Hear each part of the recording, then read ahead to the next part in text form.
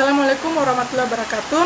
Perkenalkan, nama saya Gita Apriana, NIM S1 S1181030. Pada video kali ini saya akan menjelaskan tentang contoh kasus yang menggunakan analisis Markov chain. Sebelumnya saya akan jelaskan dulu tentang apa itu Markov chain. Markov chain ini pertama kali diperkenalkan oleh seorang ilmuwan Rusia yang bernama A.A. Markov tahun 1906. Markov chain sendiri ini adalah suatu metode yang digunakan untuk mengidentifikasi variabel-variabel pada masa sekarang yang didasarkan pada variabel-variabel di masa lalu, sehingga didapatkan perkiraan kemungkinan variabel tersebut di masa yang akan datang. Lanjut, kita buka saja contoh kasusnya. Oke.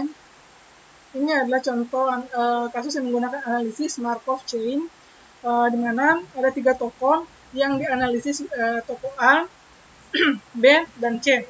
Mana dari 500 pelanggan itu, kemungkinan pelanggan untuk berbelanja ke toko A itu 80%. Selanjutnya 10% ke toko B dan 10% ke toko C. Kemudian dari 500 pelanggan, kemungkinan pelanggan untuk berbelanja di toko B itu 70%. 20% ke toko A dan 10% ke toko B, ke toko C. Terakhir, dari 500 pelanggan, kemungkinan pelanggan itu berbelanja ke toko B, ke toko C 60%, terus 30% berbelanja ke toko B dan 10% berbelanja ke toko A. Di sini saya menggunakan rumus Markov chain, yaitu KTJ sama dengan PX KTJ kurang 1. Mana keterangannya yaitu KTJ merupakan peluang kejadian pada TJ. Terus selanjutnya P di sini dia merupakan probabilitas transisional. Selanjutnya TJ itu merupakan waktu ke J, dan KTJ kurang 1 ini merupakan peluang kejadian pada TJ kurang 1. Di sini saya membuat rumus hingga X10 sama dengan PX9. Pertama kita mulai dari X1 sama dengan PX0. Itu di sini menggunakan matriks A ke A 0,8, A ke B 0,1, A ke C 0,1. Selanjutnya B ke A 0,2, B ke B 0,7, B ke C 0,1. Terakhir C ke A 0,1, C ke B 0,3, dan C ke C 0,6. Selanjutnya dikalikan dengan jumlah pelanggan yang ada pada setiap toko A, B, dan C, yaitu toko A itu dia berjumlah 200 orang, yang jika dijadikan desimal yaitu 0,40.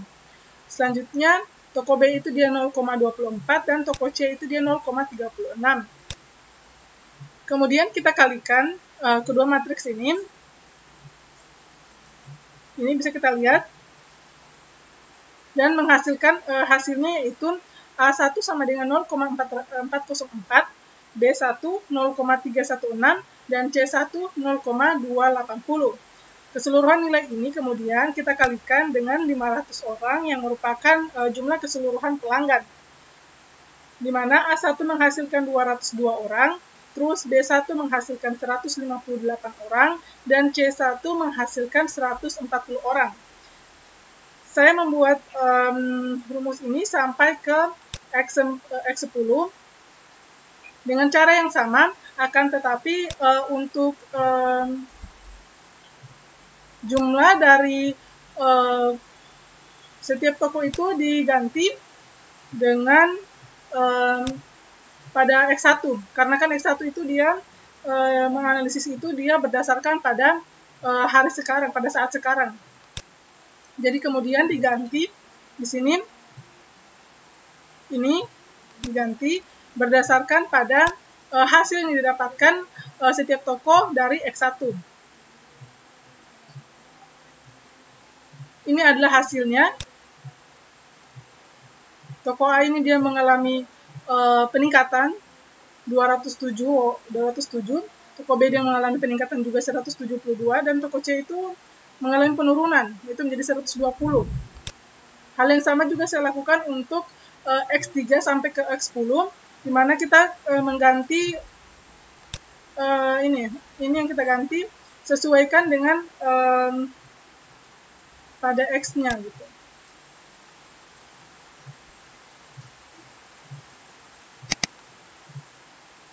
Ini adalah hasil dari X4. Kita dengan menggunakan cara yang sama. Terus X5. Di sini adalah hasil dari X6. Ini adalah hasil dari X7. Ini X5. X5. X6.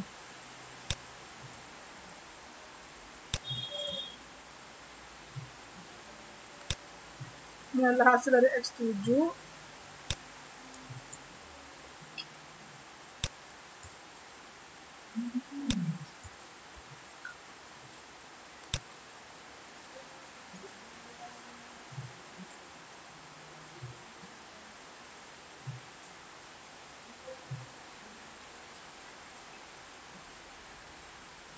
Oh, ini X5.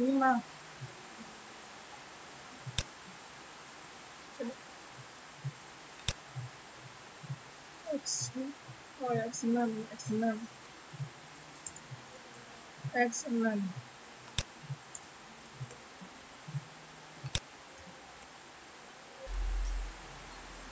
Ini adalah hasil dari X6. Selanjutnya, ini adalah hasil dari X7 sama dengan TX6. Ini hasil dari X8 sama dengan TX7.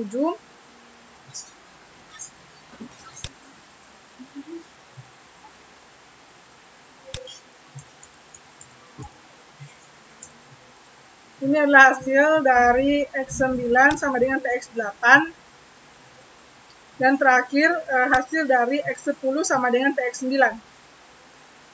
Kesimpulan yang dapat saya berikan dari analisis ini, yaitu bahwa setiap toko itu dari X1 sampai X10 itu dia selalu mengalami kenaikan pelanggan. Sedangkan untuk toko B itu dia memang mengalami kenaikan pelanggan, cuman hanya bertahan sampai pada X 178,